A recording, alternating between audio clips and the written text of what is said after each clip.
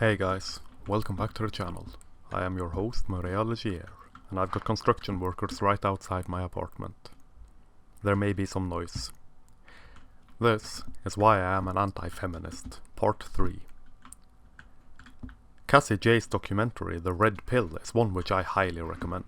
It gives a very good overview of the men's human rights movement, showing the main points on the agenda as it were. What I found the most interesting with the documentary was not the topic, nor the interviews, despite this all being highly interesting stuff. Nope, it was her personal journey, her video diaries that she very wisely included in the documentary. Probably not all that surprising, given my own interest in the human journey, in the individual perspective. Oh look, you might think, another pretentious douche nozzle with illusions of artistic and literary talent being interested in the individual and how the individual fares when faced with society. How trite, how unoriginal, how woefully predictable. And you would not be wrong. Well, I might protest a bit in regards to the pretentious bit, having tried to shed that part of art school indoctrination through years of introspection. But otherwise, well, there is nothing original with this in regards to writing. Humanity is interesting in itself, and the journey of an individual overcoming obstacles, which altering one's point of view undoubtedly is at the core of most good characters and character development. How one copes with it is very interesting and marks the difference between someone with personal integrity and values, someone who is capable of being guided by truth when faced with truth, and someone who is not. The documentary shows what a fantastic strength of character Cassie Jaye holds. Changing one's mind is not easy. We tend to be very stubborn creatures. This stubbornness should be evident with the goddamned wage gap lie being debunked and disproven time and time again, yet still being told and presented as fact by those whom one would assume really ought to be pleased to learn without a doubt that it is not real. Not in the way they present it.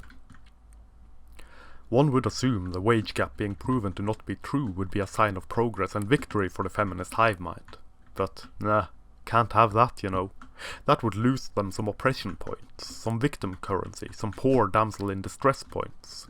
And that would rupture some of the feminist fabric of female infantilization. And we cannot goddamned have that. So keep telling the lies, despite being disproven. And keep making out that women are weak-willed victims of absolutely everything, up to and including their own choices. But I am getting ahead of myself. Even more interesting than the documentary itself and the incredible integrity of Cassie Jaye are the Red Pill raw files, which you can find on YouTube. These are some fantastic in-depth interviews that did not make it into the final movie, for some reason or other. The interviews with the feminists, the few that agreed to be interviewed for the movie, are quite telling. Particularly the one with our much beloved deliverer of fuck faces and screeched patriarchy, Chanty Binks, also known as Big Red, force-feeding red pills to the hungry masses one vicious screech at a time, despite this surely not being her intent. I have never seen anyone within the span of 20 minutes contradict themselves so much, nor so many times, as she does in this interview. It is the most self-contradictory stream of nonsense and gibberish I have ever seen this side of a high-profile political debate. And it is very telling about the state of feminism in itself, for feminism as it is self-contradictory, and annoyingly self-congratulatory. At one hand, they claim that feminism helps men too. At the other hand, they state quite bluntly that feminism is about women and does not care about men.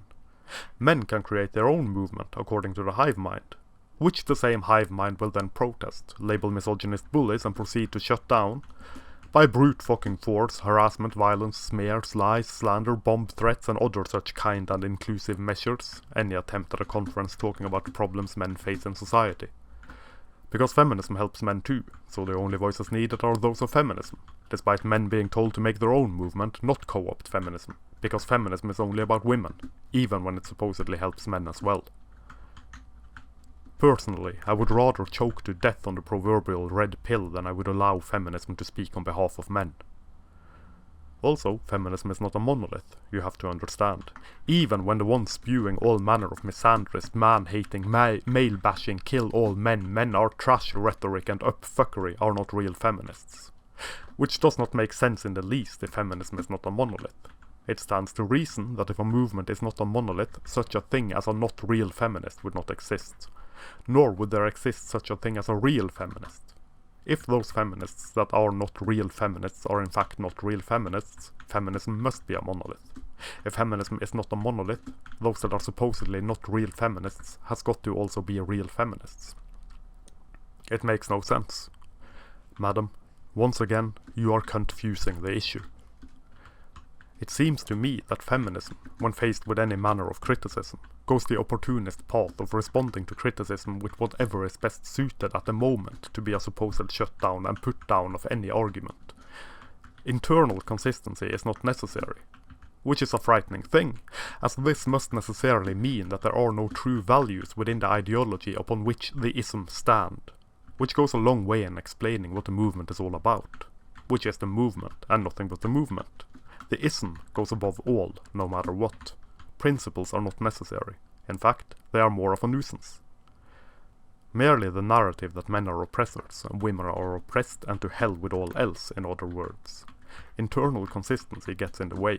As long as the narrative can be kept, driven forward and upheld, all is allowed. Lies are then quite alright and not an issue in itself, as lies are necessary tools to bring the movement ever forward. There are no bad tactics, no amoral tools, only bad targets.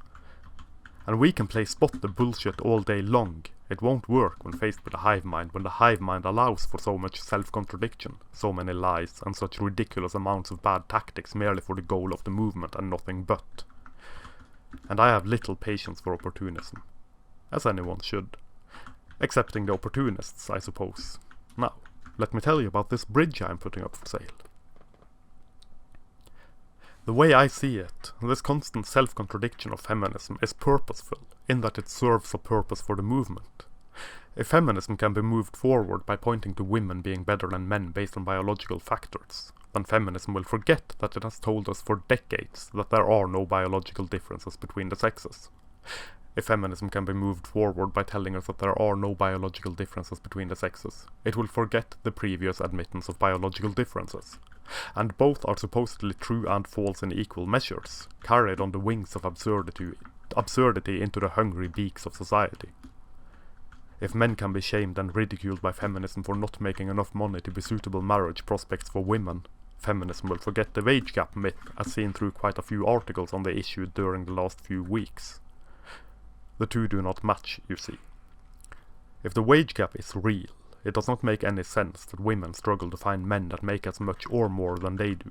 If the wage gap is real, then women should not be making more money than men and should as such not have any problems with finding men that make more than or as much as they do.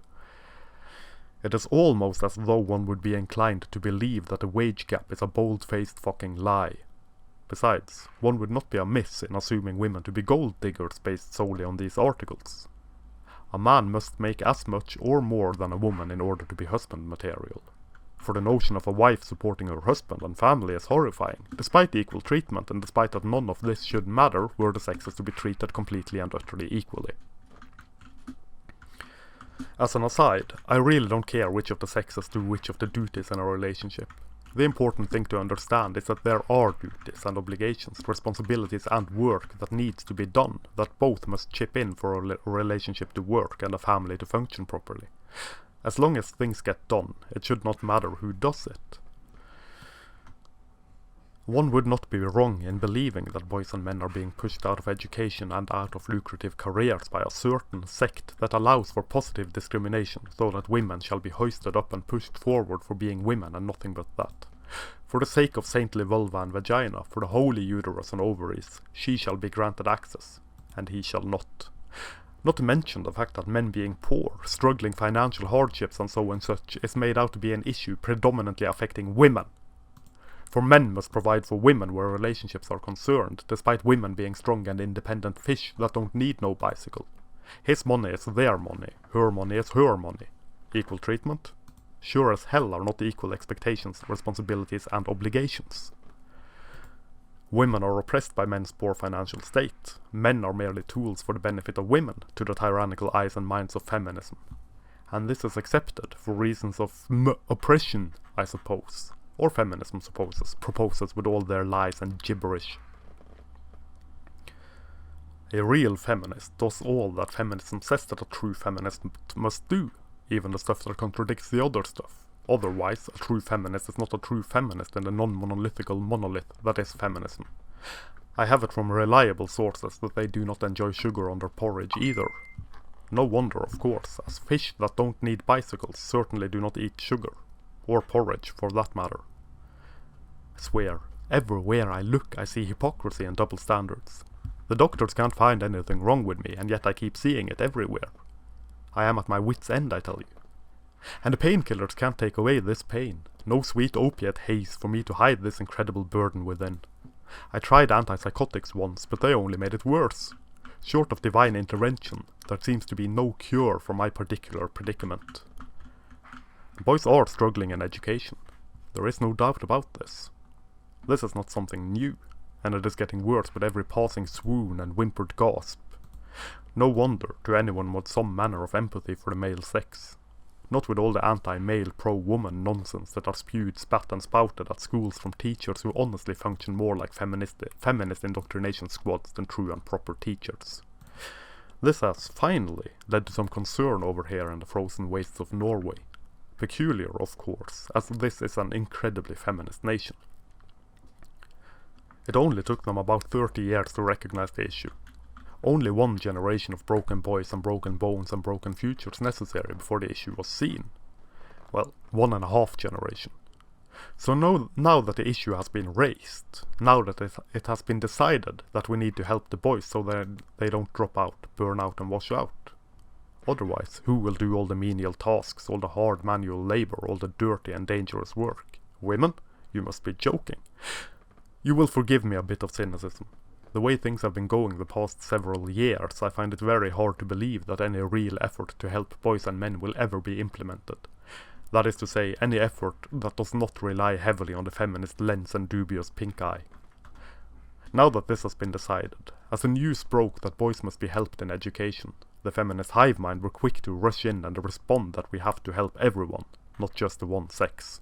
Because it is not a gendered issue, you see, when it is boys that struggle. It is goddamned infuriating. We don't need to help only the boys. We can help only the girls, and this is not a problem. If girls struggle, it is a gendered issue and must be treated as such. If boys struggle, it is not a gendered issue and must be treated as such. No need to help both then, if the girls can be made out to suffer something or other, never mind if it is a true something or a false other. True and false are just patriarchal constructs. The same goes for objective reality. Logic is, as the gender studies horde will tell us, yet another patriarchal invention for the oppression of women. If girls struggle, we need to help girls. If boys struggle, we need to focus on helping both. Because it is damn close to heresy to lend a hand to the boys. In particular, if that helping hand is not shot directly from the canon of feminist thought and fancy. A boy needs feminism, like a fish needs a hook in the jaw. And yet, they dare to make the claim that boys and men do not experience less empathy within these fracturing societies of ours. They claim that girls and women experience less empathy, in fact. One of the arguments I have been told in regards to women experiencing less empathy is that they have periods and pregnancies and are expected to function in their day-to-day life with these. Somehow, this is an example of women not being shown empathy. Must be the reason for women being able to act like complete and utter cunts with the excuse of being on their period. All is forgiven, dear. Here, have some chocolate, poor thing. Don't know what you're doing. It's all those damned hormones. It's just a couple of stitches I had to put in my skull. Just a small hairline fracture. No biggie. Absolutely astonishing. Have they no eyes with which to see, no ears with which to hear? Or, more likely, have they no compassion to dole out to anyone who is not of their own sex? Given women's greater in-group preference, the latter would not be a surprise.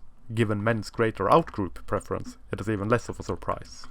It is evident to anyone that are willing and able to see the world through rational eyes, not clouded with the ideology, indoctrination and the good old-fashioned women are wonderful effect.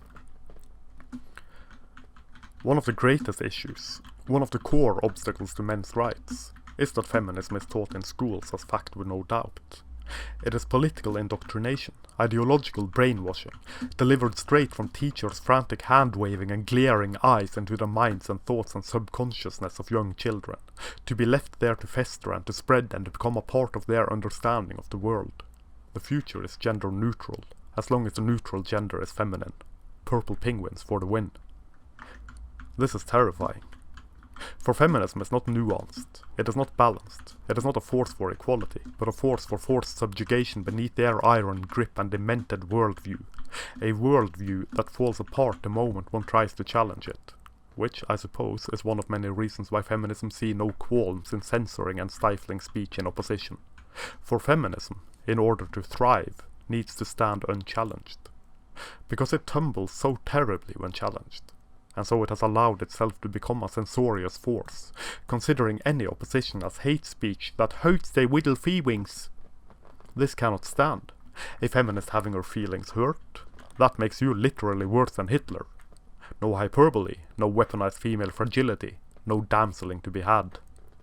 No, of course not. There is no emotional manipulation going on here, old boy. Merely their word as absolute truth. There is no doubt about feminism being true, because feminism told me that it is true. And so, any who oppose the shattered and encaged forces of feminism must be at best a misogynist, and at worst the latest incarnation of Adolf Hitler, Mussolini, the entire Ku Klux Klan, a severed and an eternally erect rape penis, the devil, his grandmother, her tiny poodle named Schlepp, and the ghost of sexual assaults past, present and future. They demand, and they are delivered, the entire conversation, and the right, for some strange reason, to choose which way the discourse go. They see fit to choke and trample underfoot all that dare defy, giving no credence to man, woman or child that defy their deified secular religion. And still they claim that they are oppressed, for it is all about power in the feminist hive mind, and that is visible power, political power, not social power. Well, power and collectivization. Men as a single homogeneous group, women as a single homogeneous group. No individuals to be found within. Collectivized guilt, collectivized victimhood. And all power to the collective that has been collectively chosen to be the victims. The dance between the sexes is not one of oppression, not one of power or lack of power, or control or lack of control, nor has it ever been. It is a dance of cooperation, of giving and receiving, of sacrificing a little of this so that the other shall receive a little of that, on both parts. It is both giving what they may best give, receiving what the other may best give. It is both playing on their strengths and their weaknesses, doing what they themselves are best suited to do. For the sexes are different, and difference is not something negative. It is a strength. It is both bringing something of theirs to the table so that both may be able to best survive in a world that is, despite all our technological advances and advantages, a brutal and uncaring place. In painting being different to one another, in making the notion of differences into something vile and horrible, something that necessarily must mean that one is better than the other, they have ruined mutual respect, understanding and compassion.